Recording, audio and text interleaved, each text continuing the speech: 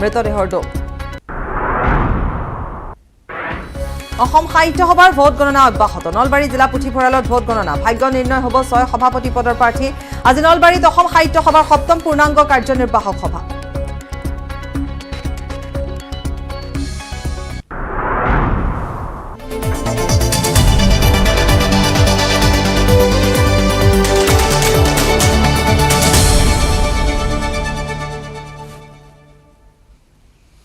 স্বাগতম বিৰতিৰ পাছত মুকেশ আম্বানী পৰিয়ালত আনন্দৰ লহৰ ঘৰলৈ আহিছে নাতি কন্যা আৰু জোৱাই আমেৰিকাৰ পৰা মুম্বাইলৈ উভতিল যমজ পুত্ৰ কন্যা সহ ঈশা আম্বানী আৰু আনন্দ পিৰামল আজি লছ এঞ্জেলছৰ পৰা মুম্বাইলৈ আহিছে ঈশা আম্বানী উল্লেখযোগ্য যে মুকেশ আম্বানী আৰু নীতি আম্বানীৰ কন্যা অনিতা আম্বানীৰ কন্যা ঈশা আম্বানীৰ যোৱা 19 নৱেম্বৰত যমজ পুত্ৰ কৃষ্ণ আৰু কন্যা আদিয়াক জন্ম দিছিল ঈশা আৰু আনন্দ মুম্বাইলৈ উভতাৰ পাছতে আম্বানী পৰিয়াল আৰু পিৰামল পৰিয়ালত আদৰণিৰ বাবে ব্যাপক আৰু আড়ম্বৰপূৰ্ণ আয়োজন কৰা হৈছে বিমানবন্দৰত আজি পৰিয়ালৰ আটাইকেইজনকে দেখিবলৈ পোৱা গৈছে মুকেশ আম্বানী আনন্দ আম্বানী আৰু আকাশ আম্বানী বিমানবন্দৰলৈ গৈছে কৃষ্ণ আদিয়াক আদৰিবৰ বাবে চাৰিওজনকে আমেৰিকাৰ পৰা আনিবলৈ কাটাৰৰ আমিৰে কাটাৰ ফ্লাইটৰ বিশেষ বিমান প্ৰেৰণ কৰিছিল গতিকে আনন্দৰ লহৰ বৈছে আৰু বিমানবন্দৰত উপস্থিত হোৱা লগতে কেনেধৰণে সজাই পৰাই তোলা হৈছে নাতিনীয়েকক আদৰিবৰ বাবে নাতিনীক আদৰিবৰ বাবে মুকেশ আম্বানী পৰিয়ালত এনেধৰণে আনন্দৰ লহৰ বৈছে আৰু ঘৰলৈ আহিছে নাতি কন্যা জোৱাই আমেৰিকাৰ পৰা মুম্বাইলৈ উভতিল যমজ পুত্ৰ কন্যা সহ ঈশা আম্বানী আৰু আনন্দ পিৰামল আজি লছ এঞ্জেলছৰ পৰা মুম্বাইলৈ আহিছে ঈশা উল্লেখযোগ্য যে মুকেশ আম্বানী আৰু নীতা আম্বানীৰ কন্যা ঈশা আম্বানীৰ যোৱা 19 নৱেম্বৰত যমজ পুত্ৰ কৃষ্ণ আৰু কন্যা আদিয়াৰ জন্ম হৈছিল ঈশা আৰু আনন্দ মুম্বাইলৈ উভতাৰ পাছতে আম্বানী পৰিয়াল আৰু পিৰামল পৰিয়ালত আদৰণি আৰু বাবে ব্যাপক আৰু আড়ম্বৰপূৰ্ণ আয়োজন কৰা হৈছে আড়ম্বৰপূৰ্ণ কিছু দৃশ্যাংশ আগবঢ়াম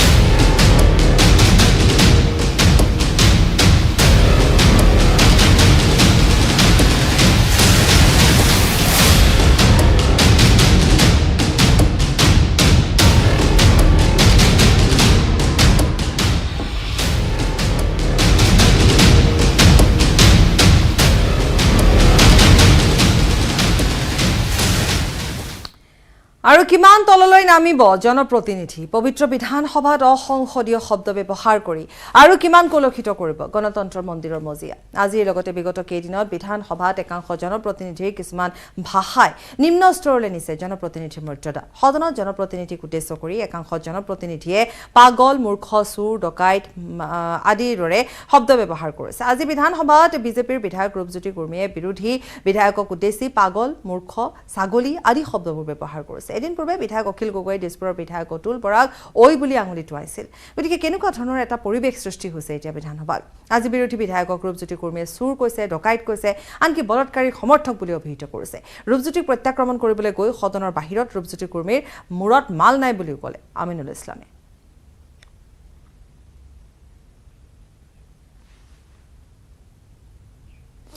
খ্ৰীষ্টান ধৰ্মাৱলম্বীসকলৰ এক পবিত্ৰ তথা আনন্দদায়ক দিন হ'ল বৰদিন বা খ্ৰীষ্টমাছ এতিয়া বৰদিন উদযাপনৰ বাবে সকলো ব্যস্ত হৈ পৰিছে মহানগৰীৰ ওদালবাকৰাত HSH নামৰ বেচৰকাৰী সন্থাই কণ ল'ৰা ছোৱালীৰ সৈতে কেক কাটি জিংগল বেল গাই উদযাপন কৰিলে প্ৰাক বৰদিন 2015 চনত স্থাপিত হোৱা HSH সংগঠনটোৱে সমাজৰ আৰ্থিকভাৱে দুৰ্বল শ্ৰেণীৰ শিশুসকলৰ বিকাশৰ বাবে কাম কৰি আহিছে শিক্ষা সংগীত কলা ক্ষেত্ৰত আগবঢ়াই নিয়াৰ ক্ষেত্ৰত অৰিহণা যোগাই আহিছে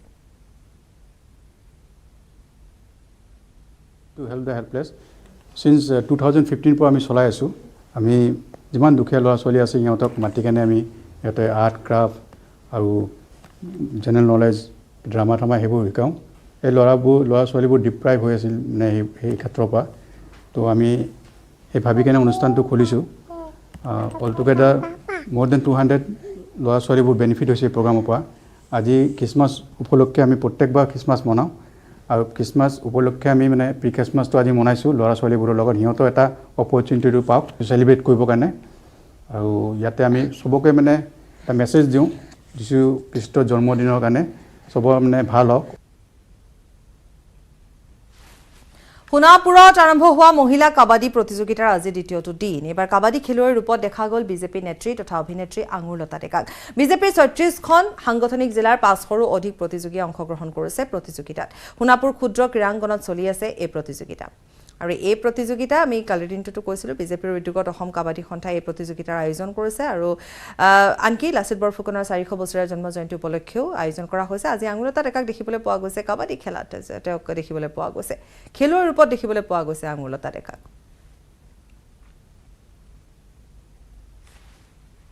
মহিলা মোৰ্চাৰ উদ্যোগত আৰু অসম কাবাডী সন্থাৰ মহিলা কাবাডী প্ৰতিযোগিতা আমি আজি দ্বিতীয় দিনা আৰু ইমান ভাল অনুভৱ কাৰণ সৰুৰ পৰা কাবাডী ক'ত আমাৰ গাঁৱত তেনেকে খেলিছিলো কিন্তু এনেকে কোৰ্টত ইমান সুন্দৰ ব্যৱস্থাত কোনোদিন খেলি পোৱা নাছিলো আমাৰ মহিলা মোৰ্চাৰ মাজতে আমি খেলিছো গতিকে খুব সুন্দৰ এটা কথাত খুব ভাল লাগিছে যে জোখতকে ভাল খেলিছো প্ৰায় ৪৫০ আমাৰ কাবাডী খেলুৱৈ মহিলা ইয়াতে উপস্থিত আছে তেখেতসকলক অনুপ্ৰাণিত কৰাৰ কাৰণে উৎসাহিত কৰাৰ কাৰণে সকলোৱে সহযোগ কৰক লগতে আমি আশা ৰাখিছো যে আমি যি উদ্দেশ্যে ইয়াতে অনুষ্ঠানটো অনুষ্ঠিত কৰিছো এই মঞ্চখনৰ পৰা এই খেলপথাৰখনৰ পৰা যাতে ৰাষ্ট্ৰীয় আন্তঃৰাষ্ট্ৰীয় পৰ্যায়ত আমাৰ এই খেলুৱৈসকলে প্ৰতিনিধিত্ব কৰে আৰু গৌৰৱ কঢ়িয়াই আনে আৰু খবৰ আছে সময় বিৰতি সাধাৰণ স্টিল এনেকৈ পৰে মাইথন স্টিল এনেকৈ পৰে ধমকৈ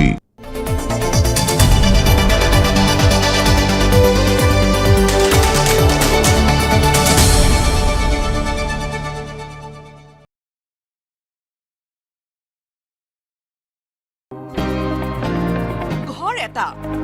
ঘৰটোৰ কোঠা 4টা এখন ৰাজ্যত আন 4টা আকৌ আন এখনত পিছে কেনেকৈ 1969 में जब ये बाउंड्री देखने आए थे जब से वहीं से घर आधा घर हमारा महाराष्ट्र में बताया जा रहा है आधा घर तेलंगाना में जो हमारा किचन रूम है वो तेलंगाना में है सर হয় এয়া উত্তম পাৱাৰৰ সেই বিশেষ ঘৰটো উত্তম পাৱাৰৰ পৰিয়ালটো থাকে ভাতৃৰ পৰিয়ালটোৰ সৈতে একেলগে এই ঘৰটোত 12-13 জনীয়া এটা বৃহৎ পৰিয়াল পিছে ঘৰটোত উত্তম পাৱাৰ থকা কোঠা কেইটা মহাৰাষ্ট্ৰত ভাতৃৰ কেইটা আকৌ তেলেংগানা মাজেদি দুই ৰাজ্যৰ সীমাৰেখা পাৰ হৈ গৈছে অৱশ্যে তেওঁ জনোৱা মতে কোনো অসুবিধা নোহোৱাকৈ ইমান দিনে চলি আহিছে जब हम दोनों भाई एक जगह थे अब डिवाइडेड हो गए तो 4 रूम बड़े भाई के तेलंगाना में बता रहे और 4 रूम मेरे महाराष्ट्र में बता रहे मेरा जो किचन रूम है वो तेलंगाना में बता रहे যেতিয়া সীমাৰ সমীক্ষা হৈছিল তেতিয়া তেওঁলোকক কৰ্তৃপক্ষই জনাইছিল যে বাসগৃহটোৰ আধা অংশ পৰে মহাৰাষ্ট্ৰত আধা তেলেংগানাত আৰু তেতিয়াৰে পৰাই এই আজব নীতিৰে চলি আহিছে এই পৰিয়ালটো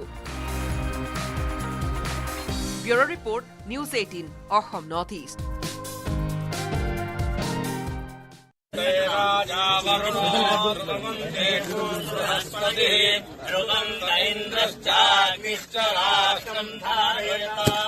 বাহন পূজা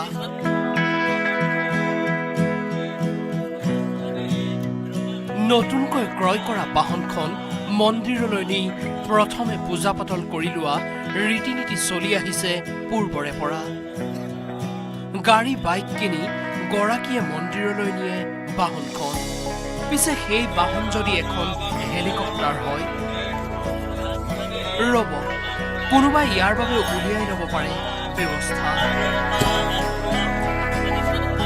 নতুনকৈ ক্ৰয় কৰা 40 কোটি টকীয়া হেলিকপ্টাৰখনকে মন্দিৰলৈ লৈ গ'ল তেলেংগানাৰ এগৰাকী ব্যৱসায়ী বনপল্লী শ্ৰীনিবাস ৰাৱে এই ভিডিঅ'টোত দেখা পোৱা এয়াৰবাছ ACH-135 মডেলৰ হেলিকপ্টাৰখনে ক্ৰয় কৰিছিল বনপল্লী শ্ৰীনিবাস ৰাৱে আৰু ইয়াৰ পিছতে হায়দৰাবাদৰ পৰা প্ৰায় 100 কিলোমিটাৰ নিলগৰ য়াদাদ্ৰীত অৱস্থিত লক্ষ্মী নৰসিম্হা স্বামী মন্দিৰলৈ লৈ গ'ল শ্ৰীনিবাস ৰাৱে তিনিগৰাকী পুৰোহিতে মন্ত্ৰোচ্চাৰণেৰে আৰম্ভ কৰিলে ৰীতি নীতি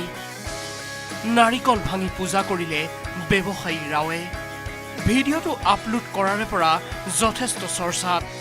উল্লেখ্য যে লক্ষ্মী নৰসিম্হা স্বামী হৈছে নিৰ্মাণ কোম্পানী দ্য প্ৰতিমা গ্ৰুপৰ স্বত্বাধিকাৰী news desk report news 18 Assam north east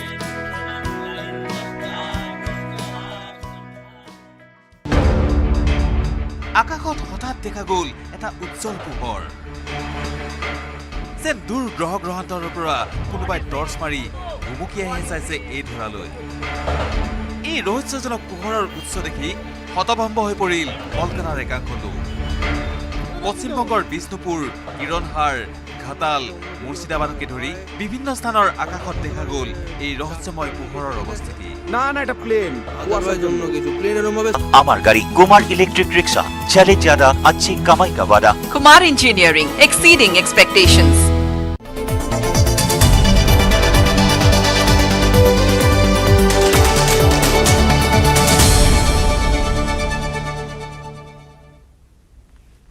breaking news Morigaon 10 cyber অপৰাধী গ্ৰেপ্তাৰ কৰা হৈছে মৰিয়াবাৰী আৰক্ষী থানাৰ এটা গোচৰৰ ভিত্তিত গ্ৰেপ্তাৰ কৰা হৈছে ধৃত মুছফিকুল ৰহমান ৰিজাবুল ইছলাম বাহাৰম বাদশা গ্ৰেপ্তাৰ ইসাদুল ইছলাম মাহাদুজ হুছেইন আৰু মতিউৰ ৰহমান ধৃত ৰকিবুল হুছেইন ৰিবুল ইছলাম ৰেকিবুদ্দিন আহমেদ ধৃত সামিন উদ্দিন আহমেদ আৰু আন এটা সাইবাৰ অপৰাধী মৰিগাঁও আৰক্ষী জেৰা 10 সাইবাৰ অপৰাধী পুনৰ কৈছো মৰিগাঁও 10 সাইবাৰ অপৰাধী গ্ৰেপ্তাৰ কৰা হৈছে মৰিয়াবাৰী আৰক্ষী থানাৰ এটা গোচৰৰ ভিত্তিত গ্ৰেপ্তাৰ কৰা হৈছে ধৃত মুছফিকুল ৰহমান ৰিজাবুল ইছলাম বাহাৰম বাদশা গ্ৰেপ্তাৰ কৰা হৈছে ইজাদুল ইছলাম মাহাদুজ হুছেইন মতিউৰ ৰহমানক ধৃত ৰকিবুল হুছেইন ৰিবুল ইছলাম ৰেকিবুদ্দিন আহমেদ ধৃত সামিম উদ্দিন আহমেদ নামৰ আন এটা সাইবাৰ অপৰাধী মৰিগাঁও আৰক্ষীয়ে জেৰা কৰিছে 10 সাইবাৰ অপৰাধী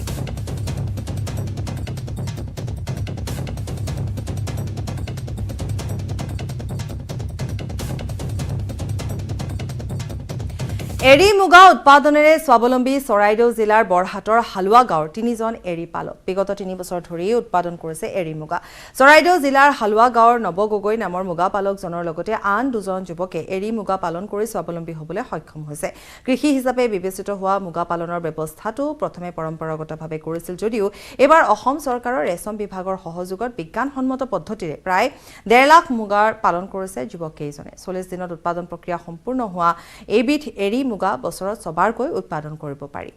আগ্ৰহম হানসেংকৰৰ প্ৰতিবেদন সমষ্টিৰ অন্তৰ্গত বৰহাট যি মধ্য হালুৱা গাঁৱত উপস্থিত আছো আৰু প্ৰসংগটো হৈছে মুগা পালনেৰে কেনে ধৰণে স্বাৱলম্বী হ'ব পাৰি সামগ্ৰিক পৰিৱেশটো এবাৰ দেখাই ল'ম নৱ গগৈৰ এয়া হৈছে এৰি মুগা পালন কৰা স্থলী ইয়াত এনে ধৰণে তেওঁলোকে সকলো পৰিয়ালৰ সদস্যই লাগি পৰিছে প্ৰায় 1 পৰা 1.5 লাখ ইয়াত মুগা যি আছে তে উৎপাদন কৰা হ'ব আৰু গ্ৰাম্য অৰ্থনীতিৰ লগতে নিজৰো আসলতে ঘৰুৱা যি অৰ্থনৈতিক অৱস্থা থাকে অৱস্থা সুচল কৰাৰ এক পথ তেখেতসকলে দাঙি দেখুৱাইছে আমি কথা পাতিবলৈ চেষ্টা কৰিম কেনেকুৱা প্ৰচেষ্টাটো কেনেকৈ আৰম্ভ হৈছে আৰু কিমান এবাৰ হেৰি কৰা হৈছে আমাৰ প্ৰচেষ্টাটো আমি পোনপ্ৰথমে আমি খুব কমকৈ আমি আৰম্ভ কৰিছিলোঁ কিন্তু আমি দেখিলোঁ যে এৰি মুগাৰ যোগেদি আমি ভৱিষ্যতৰ দিনত আমি নিজৰ সংস্থাপন নিজে উলিয়াব পাৰিম তো তেনেধৰণে ভাবি আমাৰ চেৰিকালচাৰ অফিচৰ লগত কথা পাতি আমি ভাবিলোঁ যে এবাৰ আমি সৰহকৈ এবাৰ পালন কৰা আমি চিন্তা চৰ্চা কৰি এইবাৰ আমি পোনপ্ৰথমবাৰৰ বাবে আমি 1 পৰা প্ৰায় 1.5 লাখ মুগা পকাবৰ কাৰণে আমি পৰিকল্পনা কৰি এবাৰ আমাৰ পৰিকল্পনা হাতত লৈছোঁ কিন্তু মই আজি আপোনালোকৰ এই মিডিয়াৰ থ্ৰুৱেদি মই আহ্বান জনাব বিচাৰোঁ আমাৰ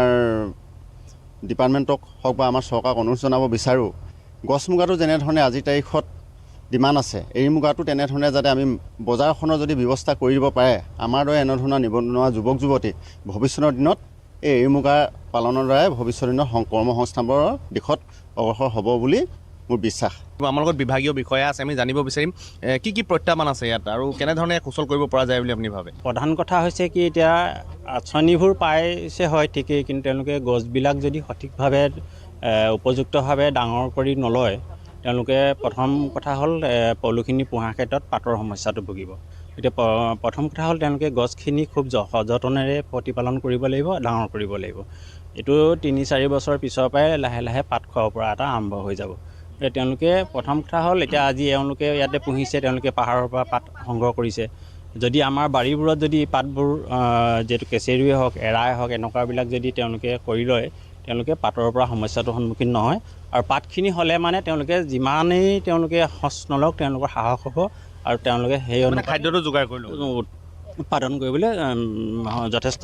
এটা লাভজনক এটা ফলাফল লাভ কৰিব বুলি মই আশা এনেধৰণে এতিয়া সেই গ্ৰাম্য অৰ্থনীতিৰ লগতে অসমৰ অৰ্থনীতিটো এক নতুন দিগন্তৰ সূচনা কৰিব পাৰে এই এৰি মুগাই আৰু চৰাইদেউ জিলাৰ সোণাৰীৰ বৰহাটৰ মধ্য হালুৱা গাঁৱৰ নৱ গগৈৰ প্ৰচেষ্টা এয়া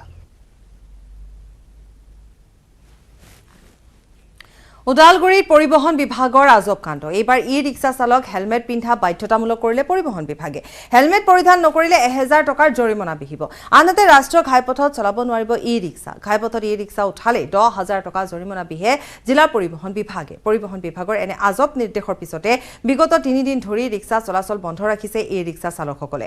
ওদালগুৰি জিলা ই-ৰিক্সা এছ'চিয়েশ্যনে টংলাত প্ৰতিবাদ সাব্যস্ত কৰিছে শীঘ্ৰে জৰিমনা বন্ধ নকৰিলে অনিৰ্দিষ্ট কাললৈ বন্ধ ৰখাৰ সিদ্ধান্ত ই-ৰিক্সা এছ'চিয়েশ্যনৰ আগবঢ়াম ৰিপুঞ্জনাথৰ প্ৰতিবেদন যিসমূহ বেটাৰী গাড়ী আছে সেই বেটাৰী গাড়ীসমূহৰ ওপৰত এক বিশেষ সিদ্ধান্ত লৈছে পৰিবহণ বিভাগে আৰু সেই সিদ্ধান্তটো হৈছে সেই বেটাৰী গাড়ীৰ ড্ৰাইভাৰসমূহে তেওঁলোকে হেলমেট পৰিধান কৰিব লাগিব মোৰ কেমেৰা সহযোগীয়ে দেখুৱাইছে তেওঁলোকে কিদৰে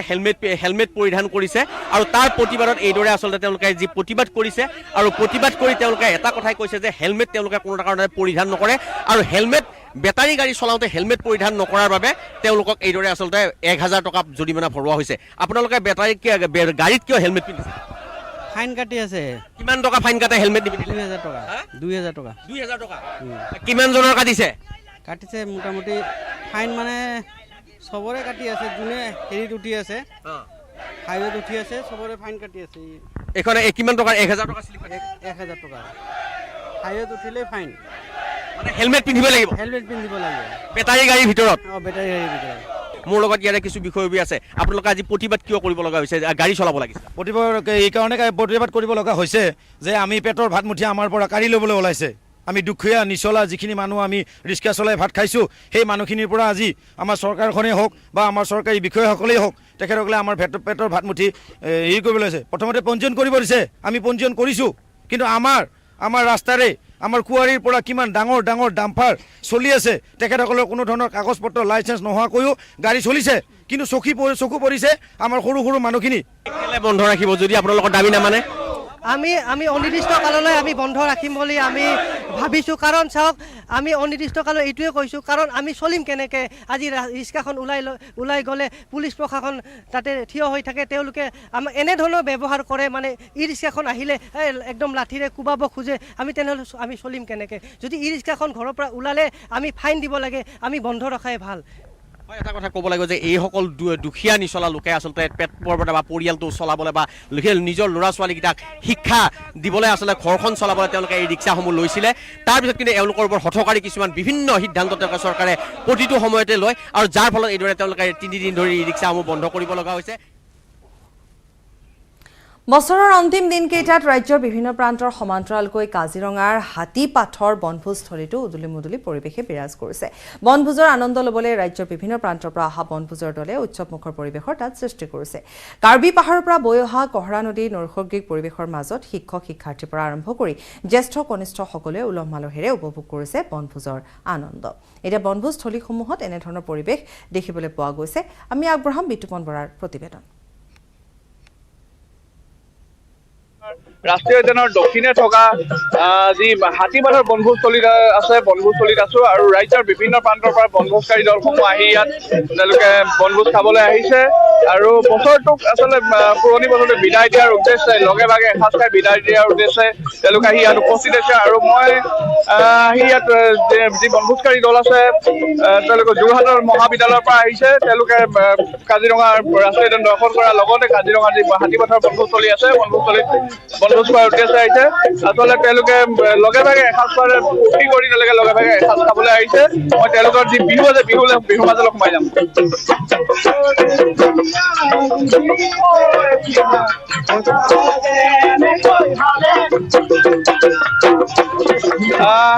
ক'ৰ পৰা আহিছে আৰু কেনেকুৱা লাগিছে কাজিৰঙা বহুত ভাল লাগিছে আমি পিকনিক খাবলৈ আহিছো আমাৰ স্কুলত ট্ৰিপ হয় যোৰহাট কলেজৰ পৰা আহিছো আমাৰ গোটেইটা টাইম মিলি আহিছো ৰাজনীতি বিজ্ঞান বিভাগৰ পৰা খুব ভাল লাগিছে এটা ভাল পৰিৱেশ আপোনালোকে দেখিছে কি খাব কি বনাইছে ভাল আয়োজন কৰিছো মাংস বনাই থকা হৈছে মাছ হৈ আছে এইপিনে প্ৰস্তুতি চলি আছে আমি আচলতে যোৰহাট মহাবিদ্যালয়ৰ বিভাগৰ পৰা আহিছোঁ, আমাৰ ৰাজনীতি বিজ্ঞান বিভাগৰ পৰা, আৰু নৱবৰ্ষক আদৰাৰ উদ্দেশ্যে এই বৰ্ষতো আমি বিদায় দি আমাৰ সকলোৱে লগে ভাগে আমাৰ বিভাগৰ যি পৰিয়াল আছোঁ সকলোৱে আমি একেলগে এসাঁজ আজি এই প্ৰাকৃতিক নৈসৰ্গিক পৰিৱেশৰ মাজত আমি এসাঁজ খোৱাৰ আৰু হেঁপাহে আজি ইয়ালৈ আহিছোঁ। যিহেতু বছৰৰ শেষৰ বছৰটো বিদায় দিয়া উদ্দেশ্যে আহিছে, ফূৰ্তি লাগিছে আজি বছৰ বহুতেই ভাল লাগিছে আৰু আগলৈও আহিছে বা কিন্তু এবাৰ শিক্ষামূলক ভ্ৰমণ হিচাপে আহিছোঁ যোৰহাট কলেজৰ পৰা, সেইকাৰণে খুবেই বহুত ধন্যবাদ। এইদৰে যোৰহাট মহাবিদ্যালয়ৰ পৰা আহিছে, মহাবিদ্যালয়ৰ পৰা আহি ইয়াত বনভোজ